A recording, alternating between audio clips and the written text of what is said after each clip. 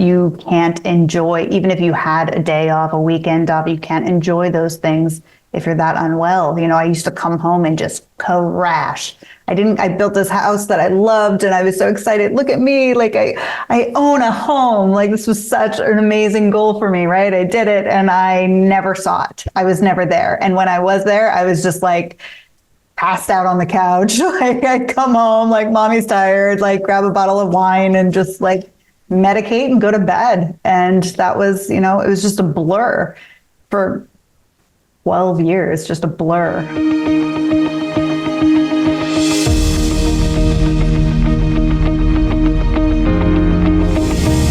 Hello and welcome to the Studio Takeover podcast. I'm Kat Ford Coates, and today I am joined by none other than the Cara Marie. Cara, welcome. Hello. Thank you so much for having me. For those of you who are catching this on YouTube, you get it in all of the Cara Marie black and white glory. It is my way of celebrating you in just such a beautiful way. It's so funny because people will meet me and be like, it's really strange seeing you in color. And I realize how weird that is to say. I guess I don't consider that I don't. And I love black and white so much. And yes. I was really excited when we connected to schedule this, because as much as I love your photo journey, and we can certainly, touch on some of that, especially moving continents. One of the things that I think is really fantastic about how you lead not only your business, but your life is in appreciating burnout and the potential that it has for like personal destruction. You had given a class at Graffy Castle last year. I can't even believe how long ago that was already, but it was on, like burnout specifically. And you had this chart, and it was just like, these are the stages of burnout. And there were 12 of them. And I was like, oh, I'm sitting at 10. Yeah. And the very first stage is excessive ambition. So it's like, come on, like everybody is there, right? Everybody's at least there. What does that look like in the everyday? Are you able to be like, oh, wait, I'm about to cross over into 6, hold up? Or is it more you get to it when it hits you? I know what the answer I want to come out of my mouth is. And I also know the reality of it. There's ebbs and flows, just like anything else. And when we're doing really well on the boundaries and the self-value and, getting our stuff done, I don't know what the policy is on swearing on your podcast. I'm guessing that it's okay. Fly be free. Yeah.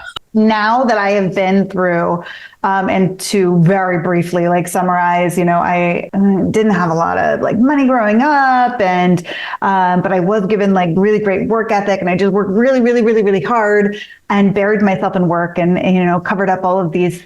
Instead of working on myself, I was just like, this is my one goal, this is my one thing, and I put all my eggs in that basket, and I just worked myself ragged and built my own business, and it was successful, and everything was wonderful and amazing on paper.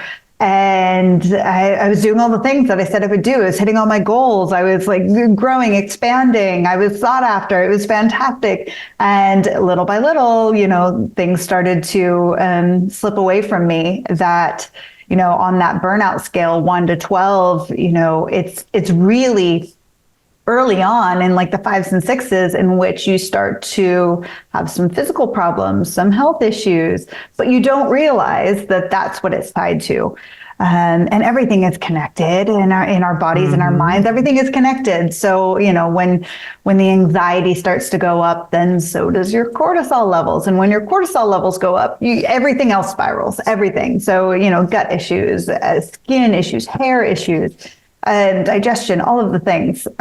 So I burned myself out so badly. And this was over the course of years where I just wasn't taking care of myself at all.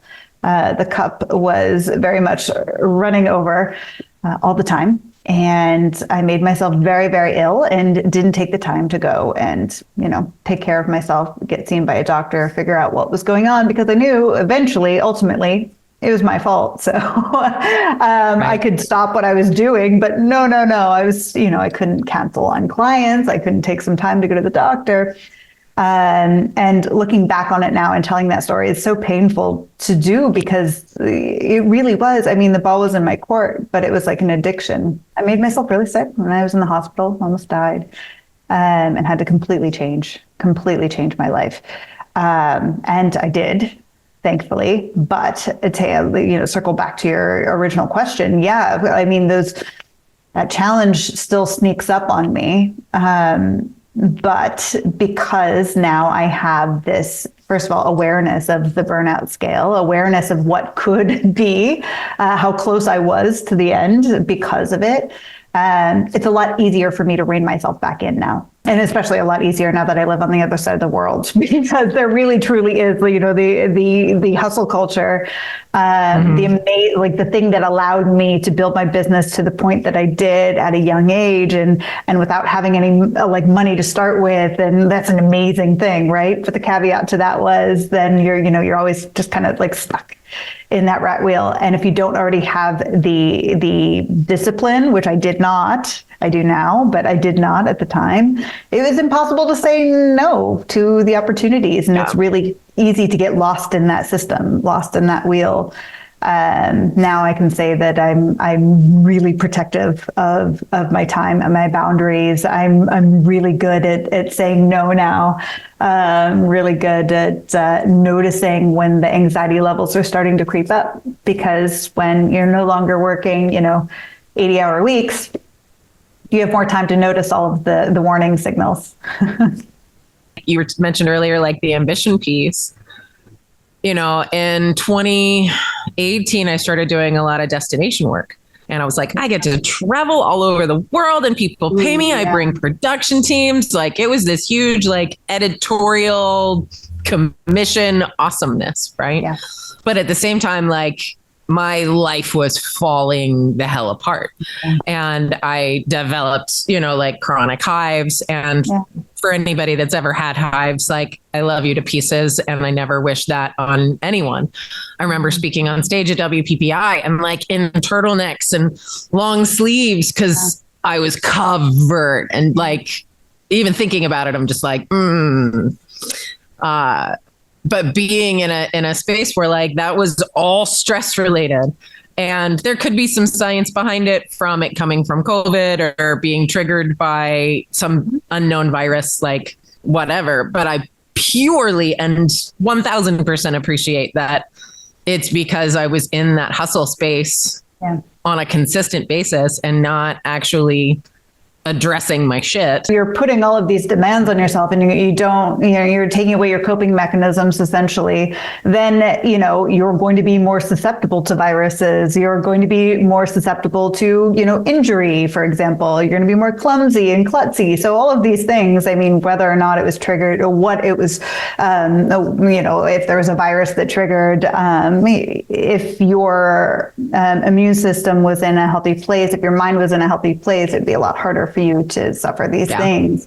And that's the thing. It's we can't, we're always going to have work stress, right? We're always going to have pressure. We're business owners. Of course, we're creative business owners, which is a whole other element. Creatives, empaths, entrepreneurs, this is kind of the perfect storm for caring so much about our work that we forget about ourselves a little bit.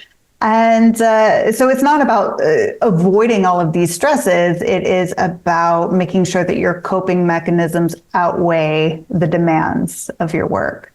So that could just mean something as simple as, getting out of your studio and going and taking a walk after lunch, or taking your calls outside, or making sure that you're, getting your yoga in, or whatever I was going to say vice, but it's not a bad thing. Your vice? Your vice. My yoga vice. Different programs. Yeah. So as long as your coping mechanisms are outweighing your demands of your job, you're going to be in a lot better shape to start with. Yeah.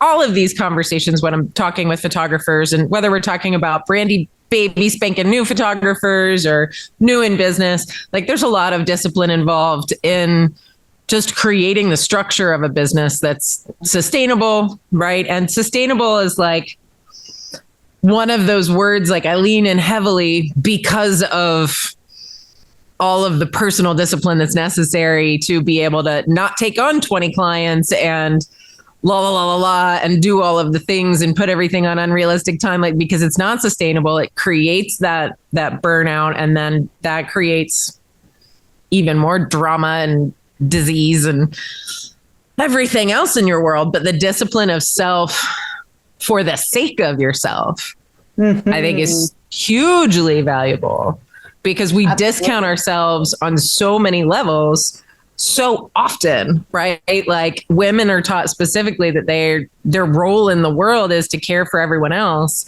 And that's often at their own expense. But I don't think we talk enough about what that expense actually is. So it's a vicious cycle. It's a vicious cycle, because then you start to slip, the things that you truly enjoy doing, or the things that help bring your base level down a little bit, you suddenly don't have time for, and that makes you resentful and bitter, and then it just keeps snowballing and snowballing. So you're absolutely right. I mean, and as women, it is especially difficult. The conundrum there is, work like you don't have kids like you don't work. You have to have kids. You shouldn't have kids. Like, it's just like, it's absolutely crazy. It's all like contradictory to itself. And it's just, impossible to do it right. So you just have to honor yourself and really advocate for yourself, and know that, yes, building a business, oh, great. This is what I want. This is good for me. But what are my boundaries? How do I maintain myself as a normal, healthy, happy human being? A lot of people don't know the answer to that question until they have,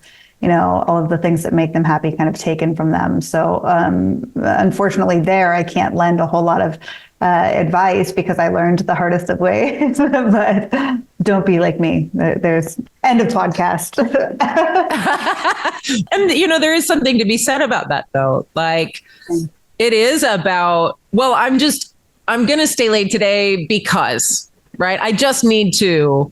And it's always this like little bitty thing, because that you're micromanaging everything to the point, and not asking for support, and not giving yourself the opportunity of having support for the sake of the revenue, the time, the clients, the whatever. Right.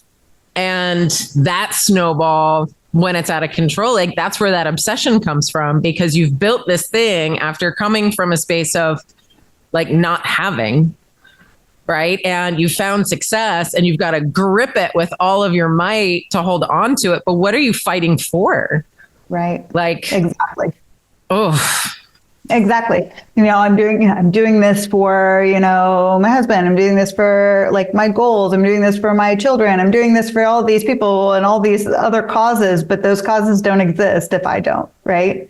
So we really got to reframe our mind on that, because it's a really ugly thing when you start to lose all of those things, and all of a sudden you're a shell of a human. You can't enjoy, even if you had a day off, a weekend off, you can't enjoy those things if you're that unwell. I used to come home and just crash.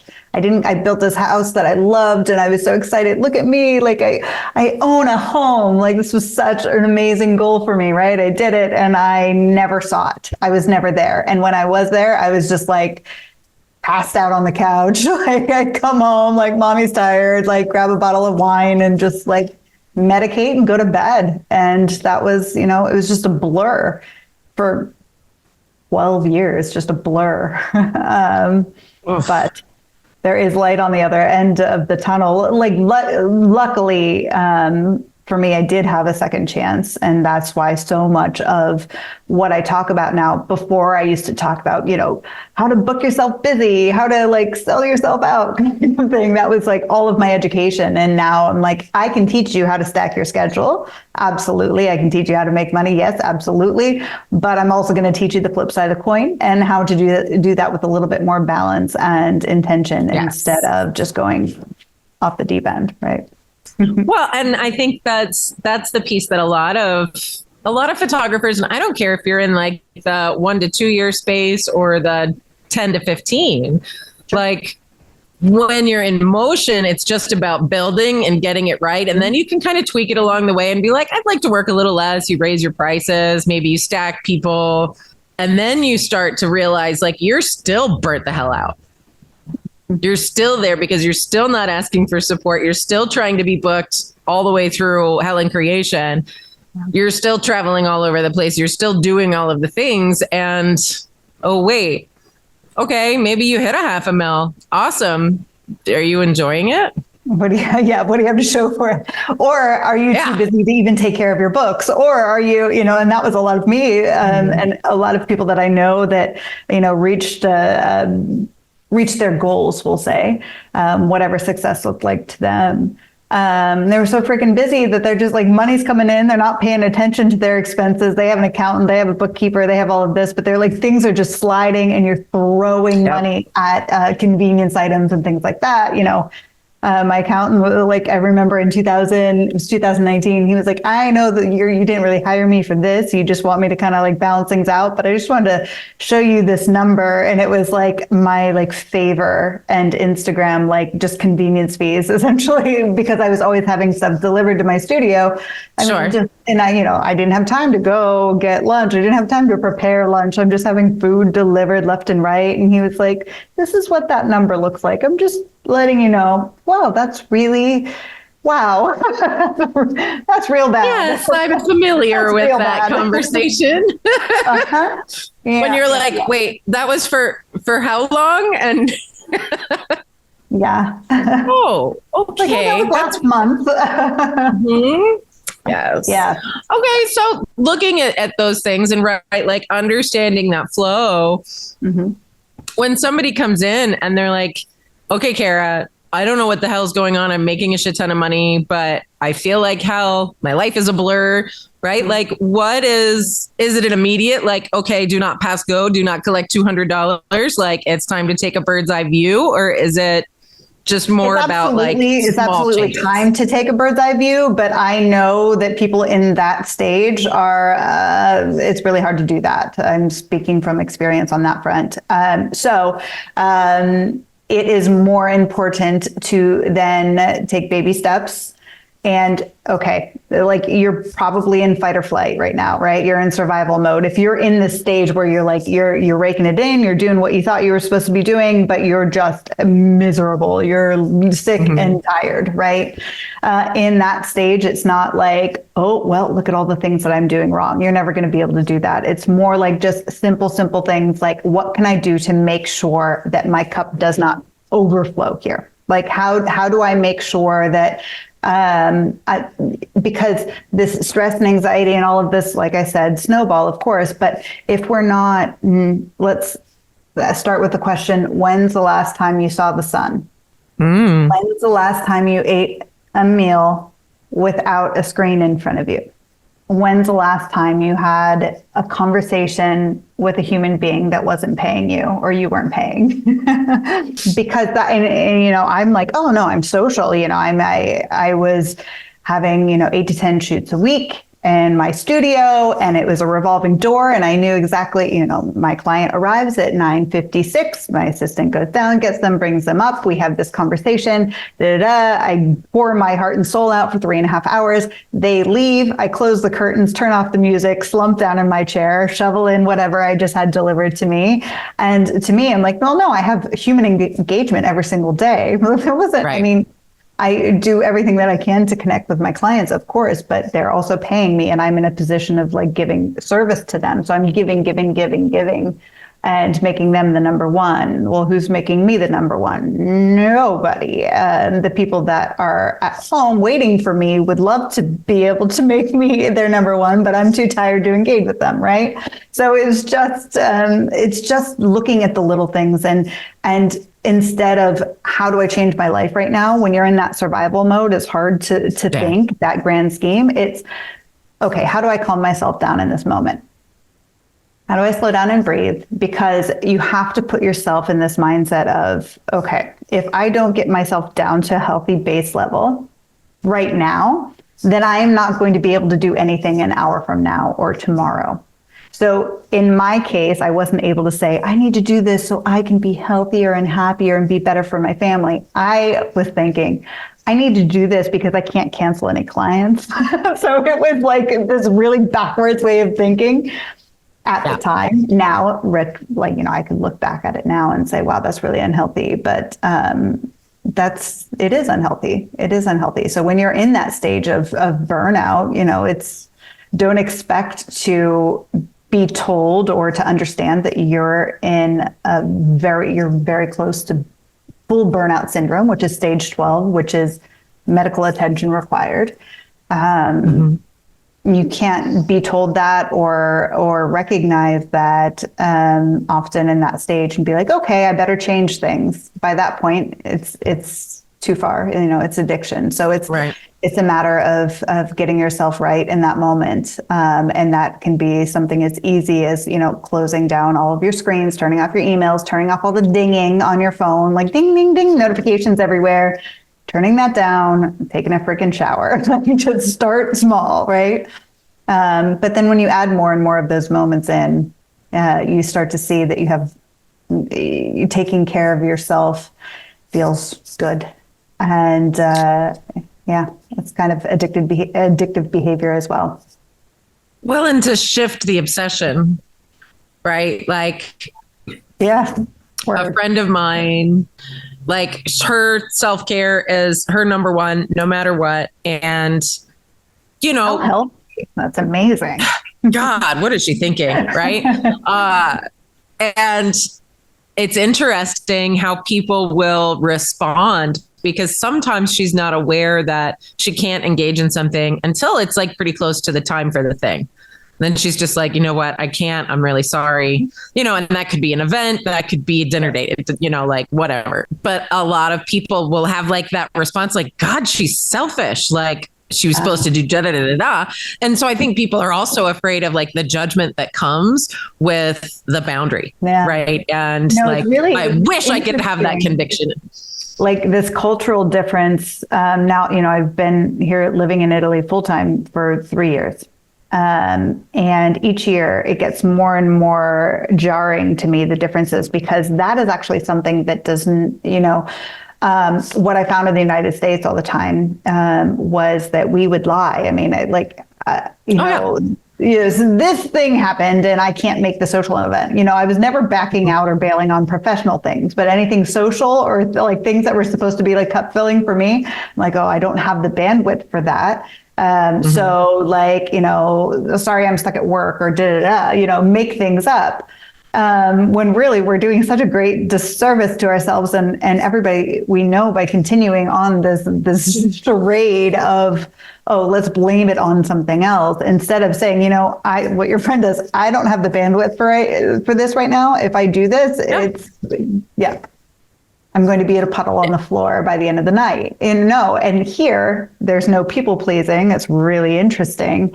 And no, I'm not going to come because I don't want to is a perfectly reasonable excuse. Perfect. Oh, it's amazing. It's amazing, but it's also hard to I don't know. I'm still building up my thick skin because it is, Italians will tell you exactly what they think, and it's not often nice. I shouldn't say it's not often nice. They're pretty very direct. But it gets, it's just it's a really refreshing change of pace that I'm still getting used to. Yeah.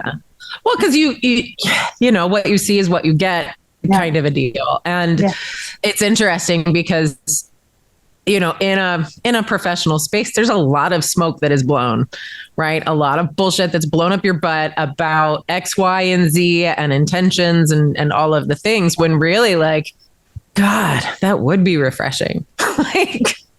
I'm here to just be honest and transparent. And this is my opinion. This is what I see as fact, blah, blah, blah, is actually that thing. Such a time saver too. Right. There's no back and forth. There's no trying to figure out, people's actual motives on whatever. Exactly. The burnout piece is bred from the obsession. Maybe how isn't even the right word, because that's a course in and of itself. The shift from the obsession being about all of this external validation and keeping balls in the air and everything's glass, we're all going to die, to the shift where the priority is you For me, that was always like reminding myself that I can't achieve any of this if I'm over here in a puddle on the floor. Right. Yeah. But it's also like, I can keep going. Yeah, I can keep going. Yeah, if I just deal with this for the next XYZ, I'll be okay. And then that never comes, right? You just get sicker. Funny thing about the burnout cycle is it is a cycle. It's a perpetual cycle. So you're going to go through it multiple times. It's almost guaranteed, right? You're going to go through it multiple times, but the goal here is each time you're a little bit quicker through the steps, right? You're a little bit quicker through taking your steps down, taking your numbers down. And instead of making it all the way up to 12, maybe once you get up to 4 or 5, be like, okay, I need to dial it back. And it's a practice. Unfortunately, it's not one that doesn't come without hard lessons. And it really does. But the obsession, man. What was really interesting for me, and this is something I actually started speaking on burnout and balance before I even fully recognized what it was that I was running from. And that's something that I've only discovered really in the last year. And I had just buried myself in any distraction that I could. And for me, it was like lucky, I guess, for me, maybe, I don't know, but it wasn't, I didn't have a problem with, I kept saying, I don't have an addictive personality. I'm not like addicted to drugs, alcohol, or sex, or like, I'm not like running in with all of these unhealthy things. I'm running with this unhealthy thing or just working myself to death. But I didn't really, for me, like my narrative had been, well, it makes sense because I was brought up in like a scarcity mindset and like I didn't have the money and like that makes sense to me. Like it was all about the money, but it was not. It was not about the money. It was about accomplishing and it was about not dealing with all the icky shit that was going on inside. That, by the way, does find its way out eventually. Spoiler alert. And for me, it took, moving out of my, super full-time, my hyper full-time work, stateside and coming to a place where I was bad at everything all of a sudden, right? I like all of the things that I had built up my confidence levels in were all in the professional category. I didn't have time to be, working on my wifely duties, being like better at relationships, or, being better at managing money or, whatever it was. Right. I had buried myself all in this is my confidence realm. And then I moved to another country where there's no, I can't communicate, right? I didn't know the language yet. I'm still learning that. That's a whole journey. But so all of the things that I was good at, all of a sudden, I don't have those anymore. And you're left with nothing but yourself, right? Like your real self. And so it's been a year of discovering that and healing that and slowly building up confidence in the other areas as well, which has been, that was a huge eye opener to me because to me through this entire process, I thought, it's because of the way I was brought up. It was because I always just wanted to have like the success in the monetary form. Guess what? It was bigger than that. Yeah. So it's really interesting to actually have time to do that kind of inner work. Well, and really it's all about the time. Like you create the business for the achievement, for the success, for the money, because of what the money can do for you to give you the time that you need to do what you want. Yeah. But really what we're doing is we're avoiding all of the things about who we are and replacing that with the validation of the success with the money and the revenue. And you're just like, wait, one of these things is not like the other, Yeah. And I think that's really where I struggle with it. Cause, I came up in an upper middle class family and like my money shit started when I moved out of my dad's house, 18, got on the back of a motorcycle, right? Like right here. Yeah. And was like, I don't want your money. I don't want your strings. And then it took me another like 15 years to even realize like I was shoving cash away from me just with that mindset. Yeah. And then starting a business, well, after a 12-year bartending career where it was just hustle and grind and social and like all of the things for 60 hours a week and drinking myself to death, and starting that over into my own business. But because it belonged to me, that's really like, there's that Wonder Woman pride there.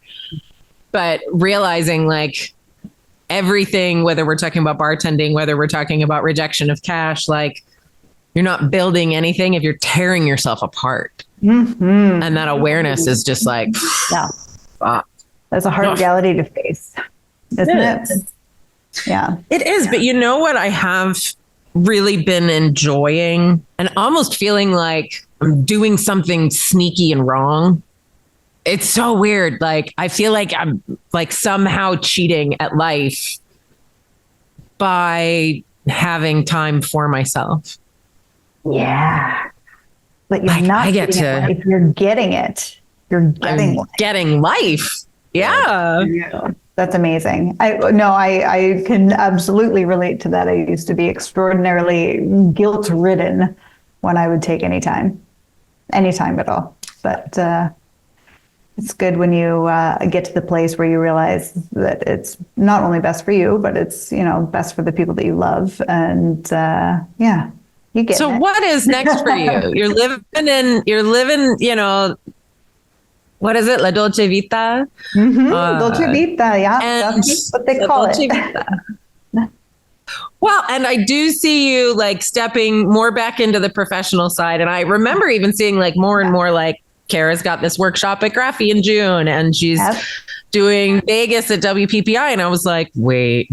Yeah. Happening? I'm dipping my toe back in, but here's what I did. When I relocated here, I like forced a sabbatical that plus COVID did that naturally and lost all of the things that I was good at. So then I had to rebuild, build the things that, find a list of things that I could be good at and work on myself and all of that.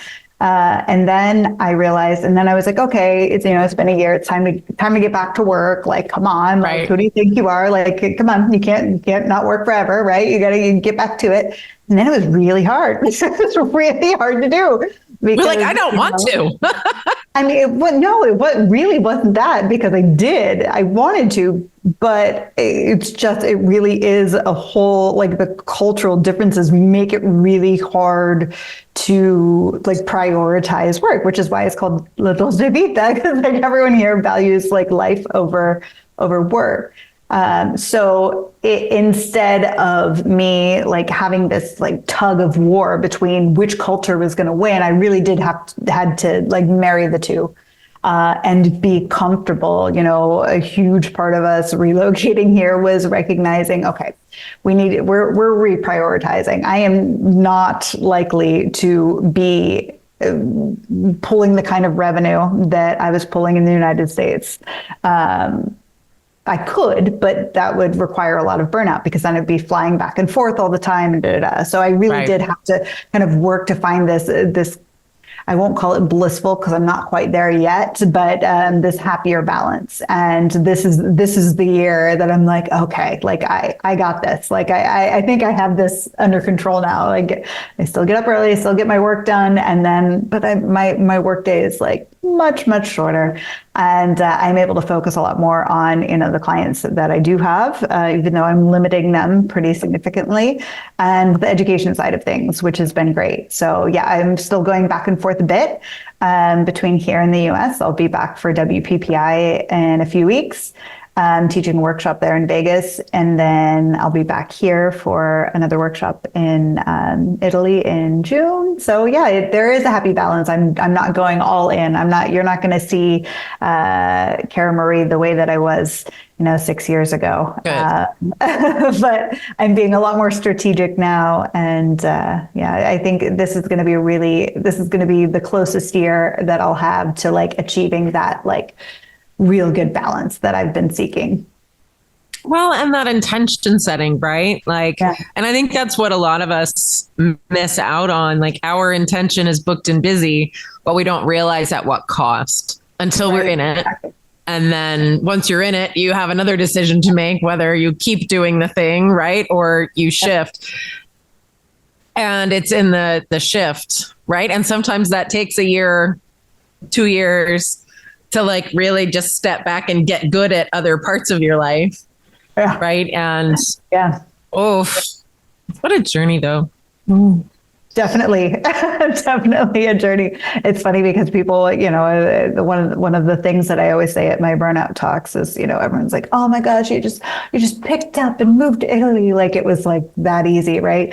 And I always say, like, I have news for you. Your problems are going to follow you no matter where you go. Like I promise you. So it's not something that I, you know, and of course, you know, living in Italy sounds like very, very like glamorous. Everyone wants to live in their favorite like place that they've ever been on vacation, or their dream space. But yeah, I mean, the fact of the matter is, when you move to a foreign country, it's definitely you have a lot of work cut out for you in other aspects, you know.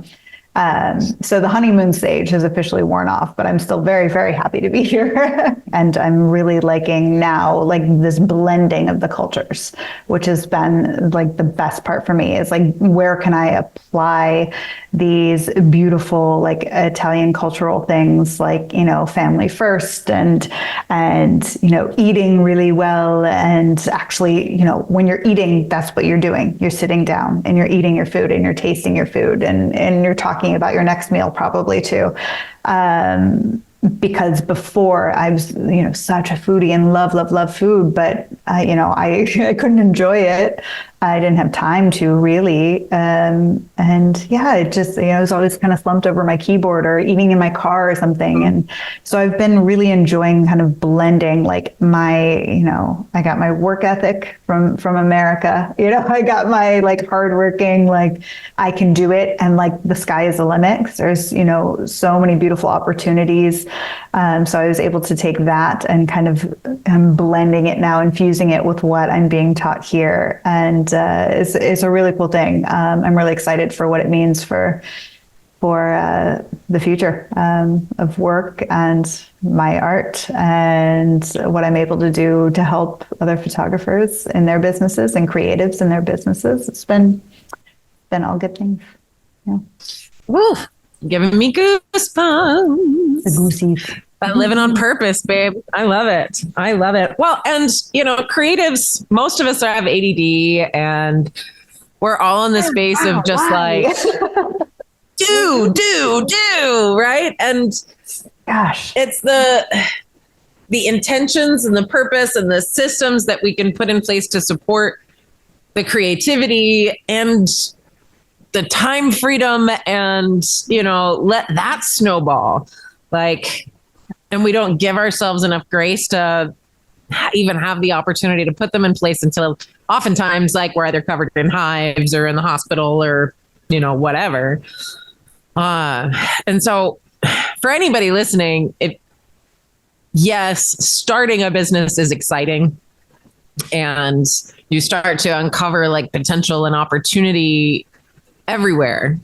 Like you can see new light through the new tunnel. But get obsessed with you too and why you want it in the first place, because that's going to really determine the boundaries that you set and the business that you create. So it's not only about bums in seats and cash on hand, right? Like you have to make good habits from the very beginning. And I think that's when your goal and your aim is set just on like a monetary figure or, you know, booking so many clients. And you're not setting those habits in place, those good habits, those good boundaries in place from the beginning, then, you know, you can't break. It's an addiction, but it's a routine. So it's really hard to get out of the routine of abandoning your boundaries. So try to set them from the very beginning, and stick to them. It's, you know, in that burnout cycle, it's that, you know, third and fourth step where you start to like, oh, well, like I know I usually do this for like my mental health, but I don't really have time today. And then it snowballs, right?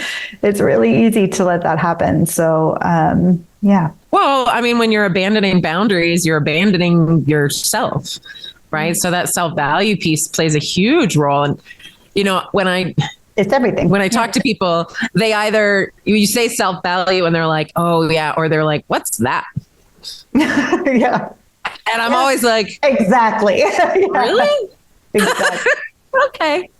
Well, then that tells me where you are on the burnout cycle, right? I like that you did mention too, like it's something that you go through it. It will come through, it's the infinity scale. And having the awareness of just like what those milestones are, right? For me, it's always like when I start scheduling things for like before 10 a.m.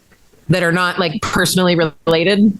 Like if it's work related and it's before 10 a.m., I'm like, wait, what are you doing? You don't do anything for work before 10 a.m. There's a reason why I don't turn my work brain on at this time, right?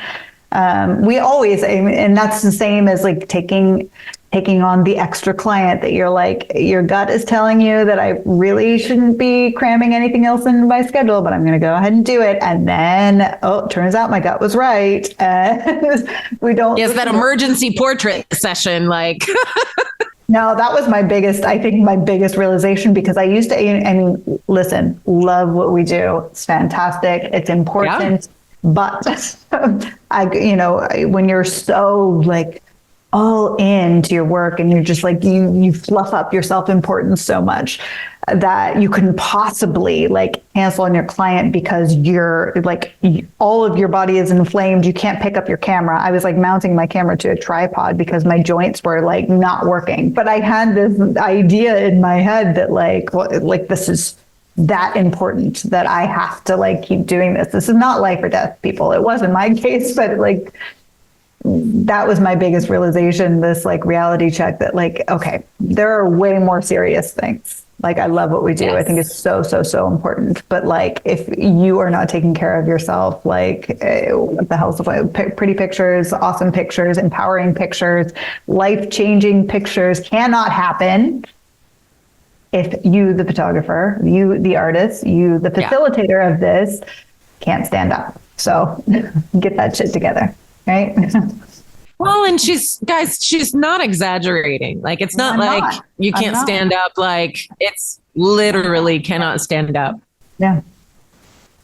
And I think for a lot of people, creatives in particular, a lot of us, because we're able to compartmentalize, we're so good at our customer service. We're so good at engaging with our clients. We've worked really hard to create these this customer service routine, and like we know what we're doing. So it comes relatively easy to us.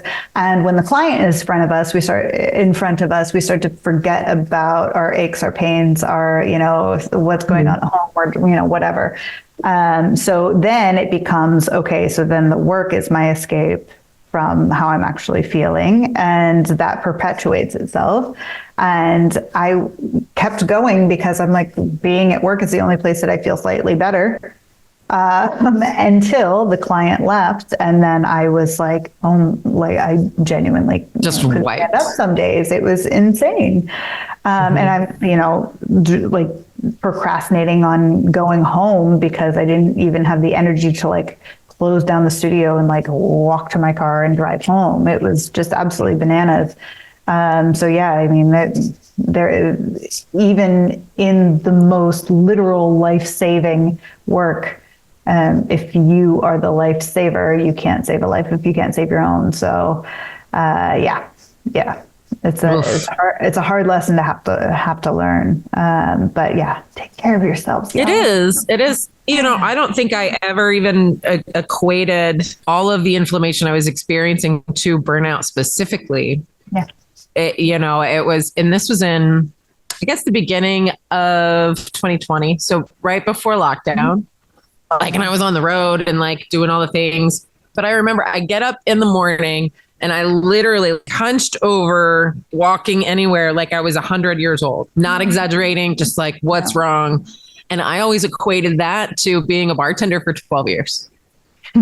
Oh, it's just aches and pains. Like, you're getting old, cat. It's fine. And with that and the inflammation from the hives, and like I had this blood test done, and it was like, you are inflamed, like your body is on fire, have a seat. Yeah. And I was like, I don't have time for that. I'll just go to work, and like motion is the lotion, right? Like, so you just move, you do some yoga and you go through, and nay, Fluffy, like stop. And that's why COVID really was a blessing in my world, because it forced me to just sit down.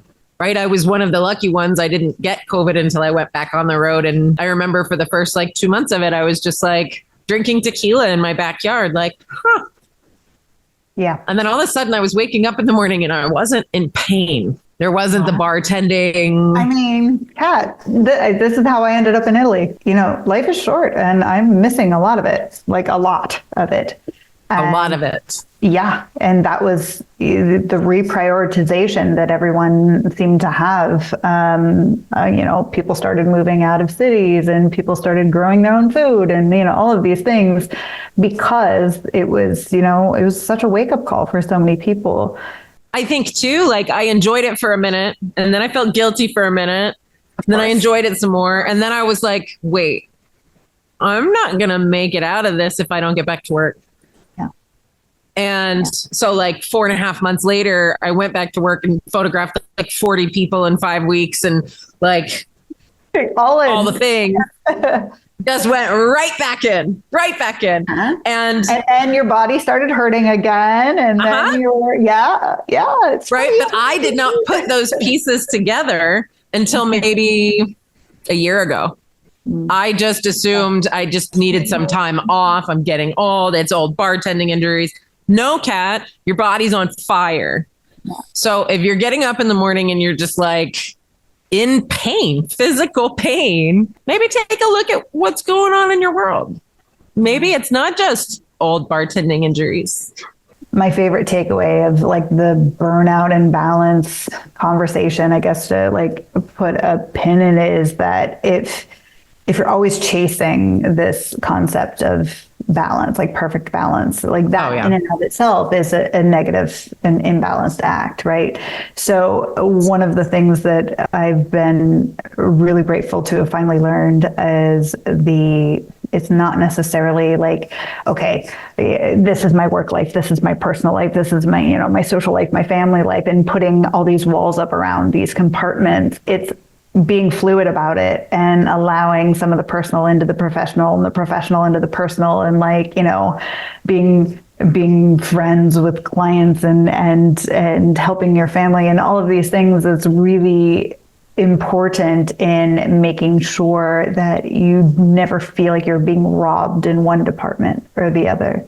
And you're not missing anything, right? Because you have this fluidity about your life, and that's a really, like, I'm still working on getting to like the pinnacle of that, but it's been a really amazing thing to.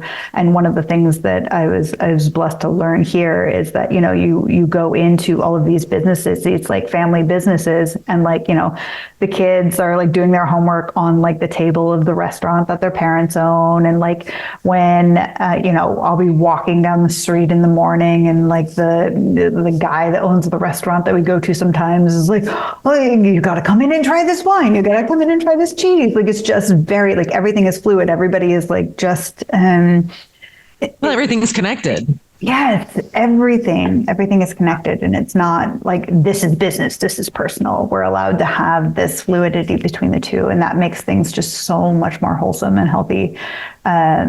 So yeah, try to break down those walls a little bit for those that are out there really, really chasing that perfect balance, because that's kind of a BS concept, believe it or not. Yeah, balance does not exist. But when you know, with the right boundaries, right, and you can weave these things together, and that's definitely something I'm still learning how to incorporate into, you know, all of the aspects of my world. But at the same time, like, the wholeheartedness of the flow is really just so fulfilling.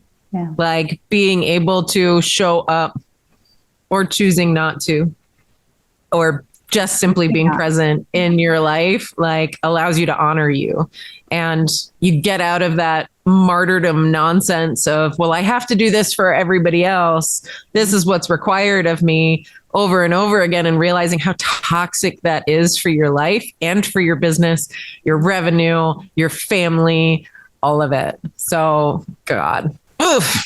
Well, Kara, is there anything people should know about things that you have coming up that you want to share? Okay, let's see. I've got lots coming up. I will be in, I don't know when this is airing, but I will be in Vegas for WPPI and teaching a workshop on March 2nd. That's Fine Art Nude. And then my seminar for WPPI is on the 6th of March. And then I will be, let's see, my next thing, I have online courses and all that good stuff for customer service and da-da-da. But then in June, I will be back at Graphy Castle, and there's still seats left for that. Graphy Castle with Harry Hoford, and we are going to be teaching the fine art approach to boudoir. So that will be a really incredible workshop at the castle, which, I mean, every workshop at the castle is incredible just by default. But that's going on in June. It's the 18th through the 21st. So that'll be the next thing. And then, yeah, that's all I'm going to plan ahead for right now. I am into it. Well, thank you so much for being here. Kara's Instagram and website and all of that will be in the description. But Kara, again, love you. Please go enjoy your evening. I know it's getting late there. And I cannot wait to see you in Vegas, my friend. I will see you soon. Thank you so much, Kat. Bye, everyone.